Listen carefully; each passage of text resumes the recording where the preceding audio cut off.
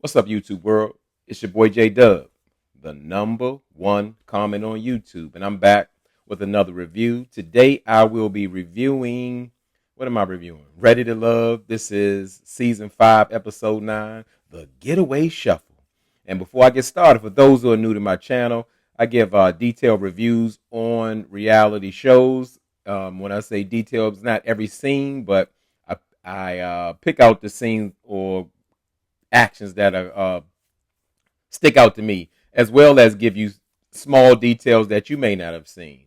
Now, as the number one YouTube commenter, I ask that y'all get down in those comments. If you normally don't comment on channels, if you have a 4-page comment, this is the place for you, because here we get down in those comments. We laugh, we learn, we debate back and forth. But the only thing that I ask is that you be respectful to each other, because this channel's motto is say what you say. So that just means whatever you feel, whatever you thinking.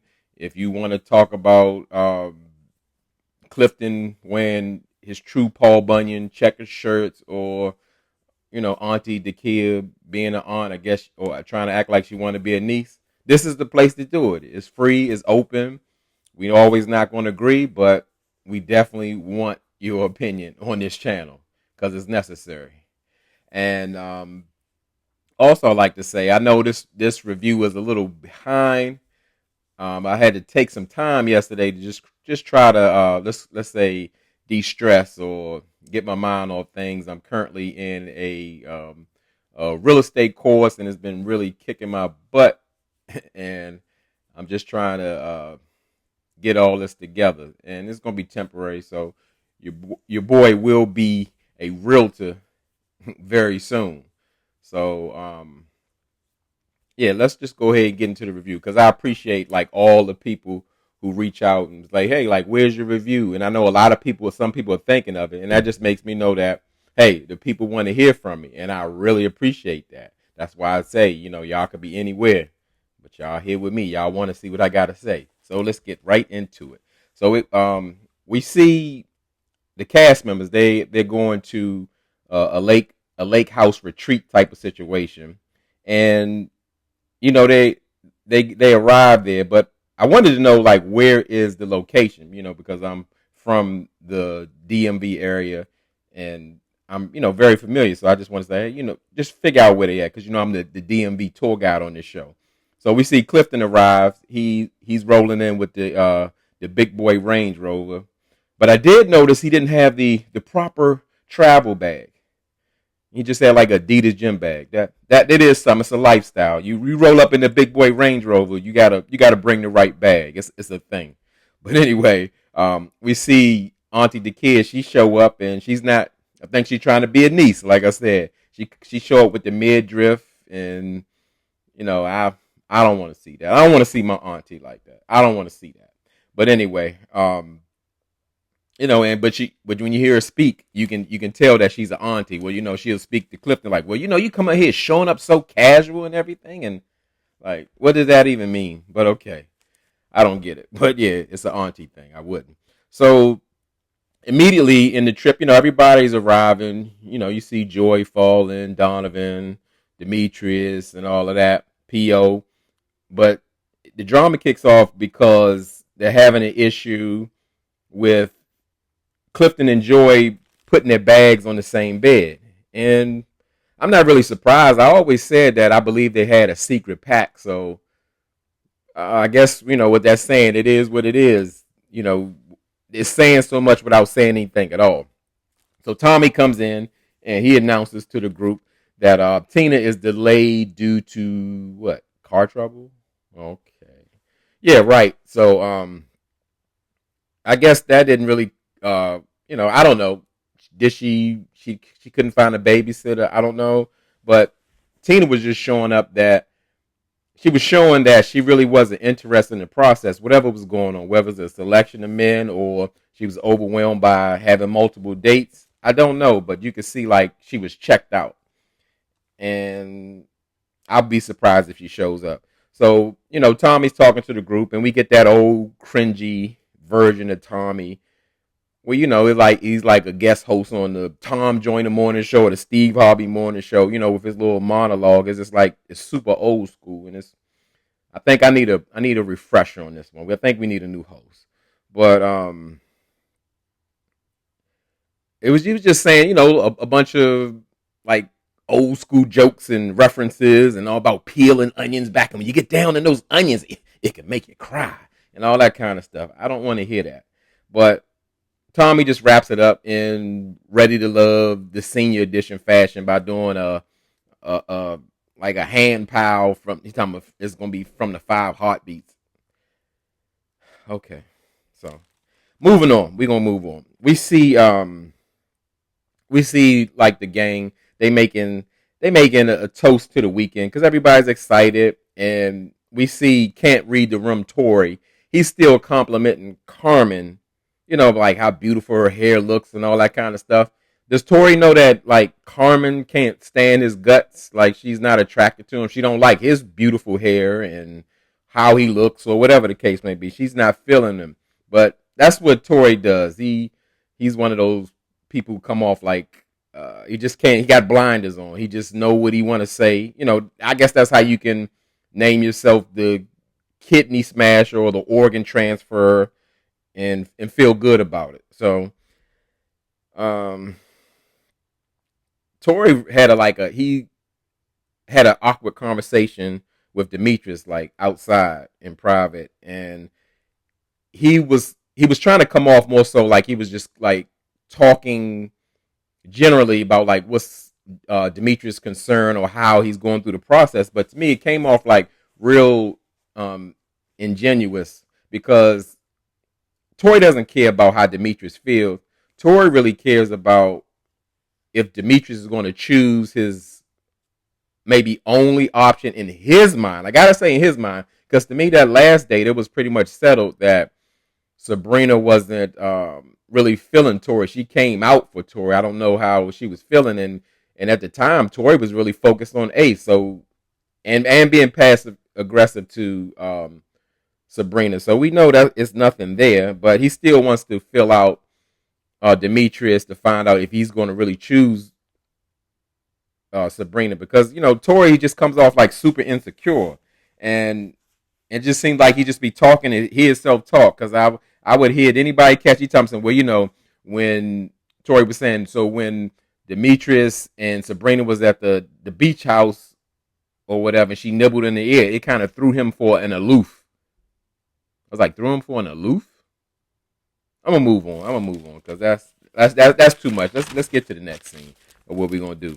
I noticed that Sabrina was talking to Donovan, and I thought she had some valid concerns in which she wanted to know if Donovan was like really ready to be in a real relationship because he pretty much got divorced recently, and it was funny how she asked him about how long he's been divorced. He's like, it's been about 3 or 4. Donovan, you know how long you've been divorced. It probably was like 3 or 4 weeks or something like that. So that's why she wasn't really talking because that's a real thing. Why would you jump into a committed relationship when you just got out of a marriage that didn't work? You're gonna need some time to heal and regroup and all that. I know everybody thing is different, but dating is one thing, but hopping right back into a committed relationship is something else. So as I said, I agree with Sabrina that was a real concern. However, Donovan needs to ask Sabrina the same question because let's say her timeline is a little off. I know I heard before that she was married like 10 years. Now it's reduced to 7 years. And then she's been single for a year and a half. Last time I heard it was a few months. So it's really all over the place. So if we can't get those numbers together, Donovan needed to ask her the same thing. Yeah, we share alike that we had a recent divorce. And so how long has it been for you? And are you ready to love? Is it your time? Just like you have a concern about me. And I don't think that's a petty thing, but while she's like came off like judging him or getting down to where his intentions were, he should have done the same. So we see PO chilling. He's sitting eating a like a salad or whatever, and Carmen is like up here, like right in his face, while he eating. Like that's off putting as well. Like if I'm eating, I can't even call it romantic time. I mean, back up. I'm eating. I'm eating. I mean, she can't give PO a break, but PO he just I don't know. He's looking at the refrigerator or something because the lake behind him or whatever. And Carmen, she's just like she's being Carmen. She's always coming so forward, and I believe she thinks that has worked for her in the past. So she keeps doing it. Carmen's just gonna be very pressuring, very forward, and maybe some men like that. Some men who are like real laid back. So that really might work for him. But PO, he you can see he not feeling it. And in his confessional, PO was pretty much saying like, well, if we're not having the same energy, because Carmen was doing the pickle and all that, and they were connecting and engaging. And I get it; it definitely seemed like another vibe. It was more so like Carmen was trying to solidify her connection so she can keep PO in the back pocket when she knows she ain't gonna really choose him. And I like how PO played it. It was just like he just sitting there letting her talk or just eating his salad, and Carmen even went as far as asking for some salad. He fed it to her. I don't think he looked at it. He just, here, like you feed a little dog, just put the treat in their mouth. And she was eating off his fork. Carmen did everything but get up on the table and put lettuce and tomatoes and salad dressing on her for PO. And PO could care less. PO was thinking about Tina. Where's Tina at? I wonder if the her Toyota Corolla is all right on the road. But obviously, she ain't on Toyota Corolla because she would have made it down to the trip.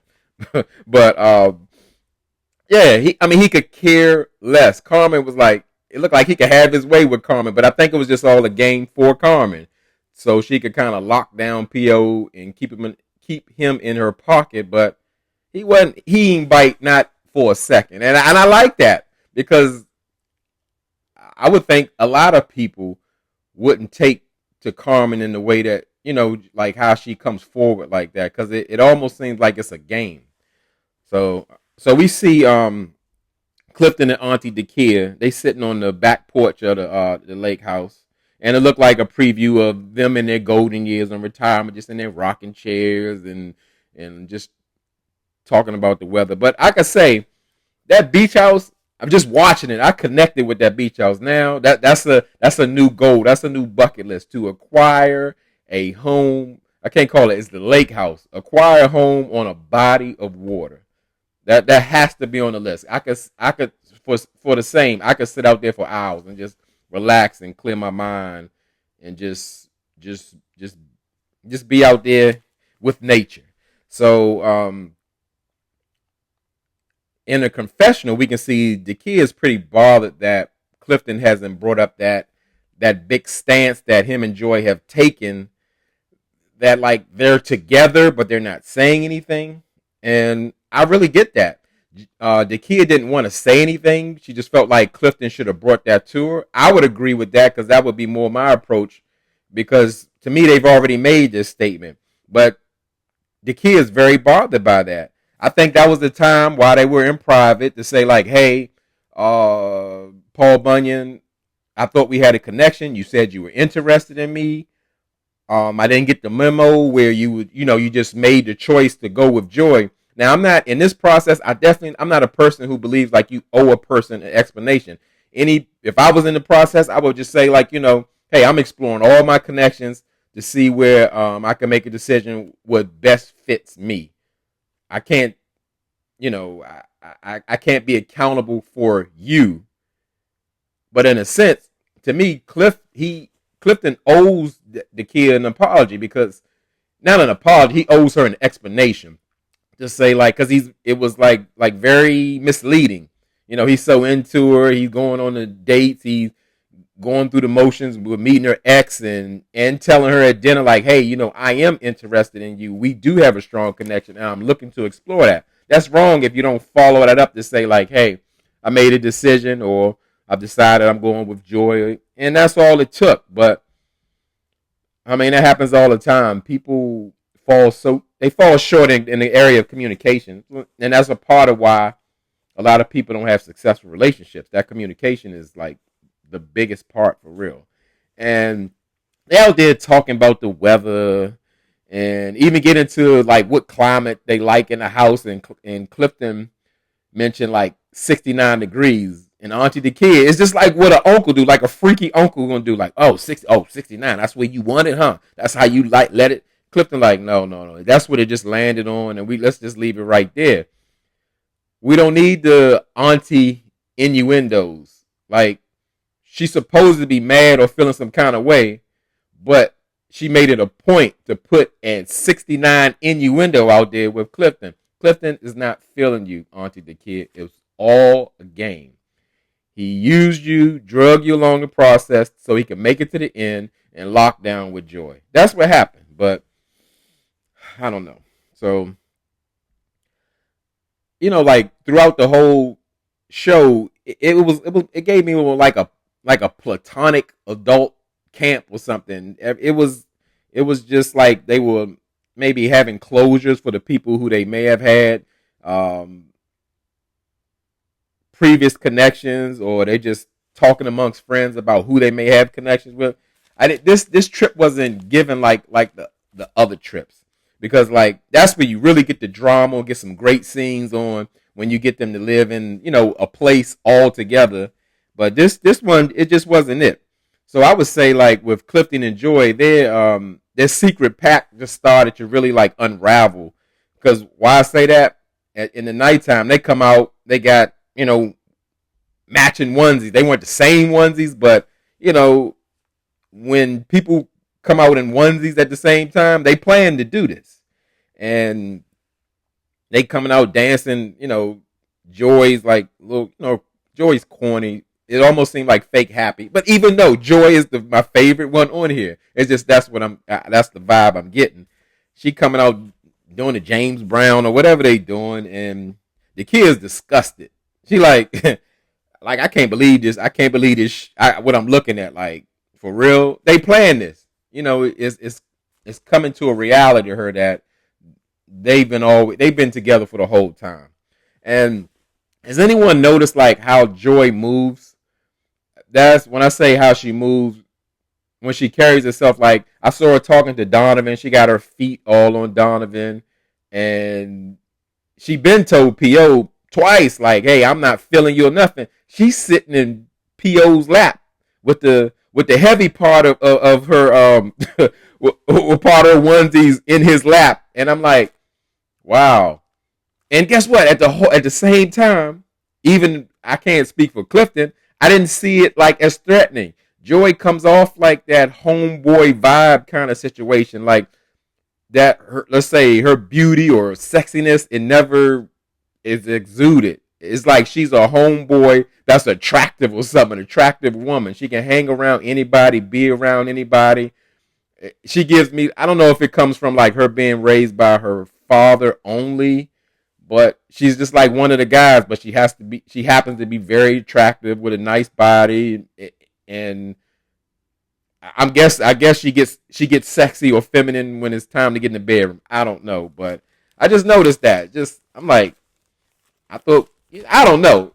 If you tell somebody you're not interested in them and you sitting in their lap with the heavy part of the onesie in their lap, that don't get it. I saw that she kind of put her legs on Donovan, and Carmen wanted to come do the same, because Carmen is just like jealous. She's being competitive and wondering, but she knows Joy is no threat. Joy is locked in with Clifton, but I don't know. I'm sure Clifton don't care, because is Clifton really serious? I call Clifton the big red flag for real. 44, 45 with a 3-year-old, 2 failed marriages. We don't know why. Who even knows that the 3-year-old is by one of his previous wives, and he hates exes, and he wears Paul Bunyan's lumberjack flannel shirts. So all of that is just it's red flag. But anyway, I noticed, like, because we keep bringing up like Tina's missing, they put an Amber Alert out for her, and the guys are like really concerned, but the ladies are not. And I get that, because to me, if she already checked in with Tommy, and then like Donovan's calling her, PO looking for her, Demetrius looking for her, everybody looking for her, she's not there because she don't want to be there. She's all right. She don't want to be there.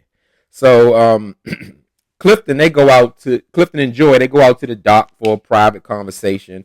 And Joy asks Clifton like a very direct question about his stance on him having a connection in the household while being connected to her. And he was like really deflecting, and he really wasn't, he didn't want to answer the question because Joy is really referring to Dakia. And throughout all of that, he still didn't answer the question. So that's very telling. But he comes off either delusional or deceptive in the fact that he feels like, oh, well, I'm going to have to eventually have a conversation with the kid about, like, when I make a choice. Like he hasn't already made a choice. When them bags went on that bed, y'all slept together and woke up in the morning and you naked in the room with Joy. The decision has been made. There's no more decisions to make. But, okay. I guess we'll act like that didn't happen. So, Sabrina, she checks in with the kid because the kid is having a hard time with the way Clifton has handled her. And she just feels led on. And I totally agree with that. Clifton should have absolutely said something. It should have went another way when you make that kind of stance. I'm thinking like they could have kind of played it off and, did the roommate thing and, spent their time however they was going to spend their time, whether they talking in a hot tub or whatever. But you booed up at this point. You sleeping in the bed, naked, doing whatever. There's no more exploring any more connections. But I always said it from the beginning. Clifton has always been just playing the game with these connections. His pact was made like long time ago. So we see a situation where PO sits down at the dock with the kid. They ain't have no furniture to sit in. I'd be like kind of hard when you sitting on a cold dock and you ain't got no chairs and then you got to get up. But and it looked uncomfortable. But just looking at the kid and PO, it was no spark. It was no chemistry. There was no connection. I just want them to get away from each other because it's coming off like ready to settle kind of situation. And nobody want to see that. If your match isn't there, go home. It's over. It's no, stop with the TV time. So Tommy comes back and he pretty much wanted to know, where's Waldo? Who's Waldo? That's Tina. Everybody looking for Tina. The men care about Tina. The ladies don't care. She's just another, I guess, a person of competition that's out the way. And Tommy said, well, we ain't gonna worry about Tina. I'm gonna check back when we get to DC. I'm like, DC? I thought this was Ready Love Potomac. No. But that's what it's telling. I guess at this point, give it to y'all because I live here. Potomac is an imaginary place where there are millions of sexy singles. No, Potomac is not that. Potomac is for families and old, well-established family community. So again, this premise of this Potomac land that's with high rises and sexy singles and all of that doesn't exist. Tommy said, right, I'll check when we get back to DC. And because that's where they're at. This is Ready to Love DC 2.0, Ready to Love DC, the reject team, Ready to Love DC Team B. Okay. Not Potomac. So the ladies go into deliberation with Tommy by the pool. And Sabrina says like she's deciding between the D's, try to throw that little innuendo out there because the D's is Demetrius and Donovan. And again, I don't really see what she sees in Demetrius because she knows it and she says it like in the confessional, like when they have the little sidebar conversations, like Demetrius is like bewildered and so surprised that Sabrina is her chop.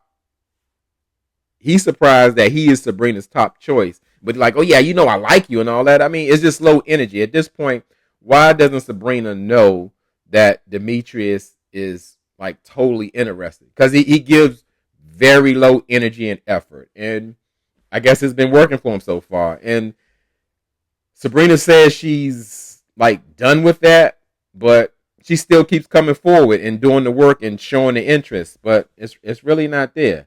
And Dakia pretty much saying now that I guess Clifton is out of the picture because him and Joy have locked in.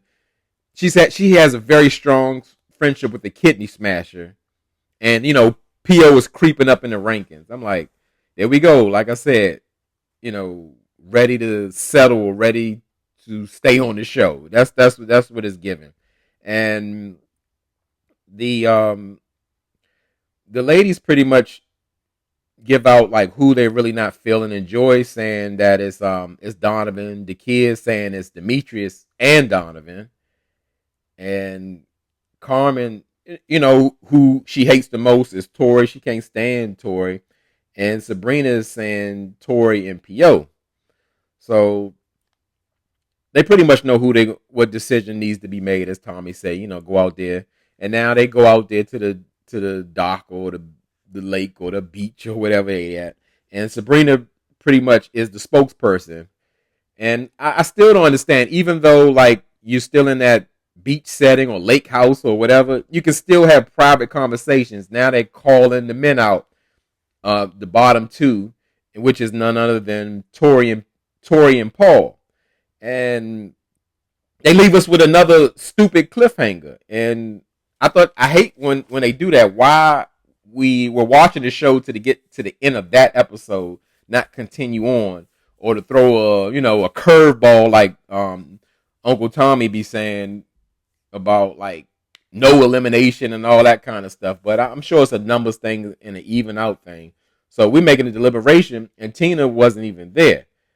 So it's really not a cliffhanger, because then they show the previews of PO being in the next episode. So obviously he didn't go home. I didn't see Tori, but what can I say? So pretty much that was it for the episode. Like I said, it was disappointing to me for a trip we wait for these episodes to, really give us what we need to get on here. We're looking for the drama in a good way. So I guess we'll have to see next week. It's got some situation going on with Carmen and Dakia. They like, they caddy between each other, but I really think it's heavily Carmen, and it's something said about PO. So that's pretty much it. As I said, get down in those comments. Tell me what you think. Something I missed.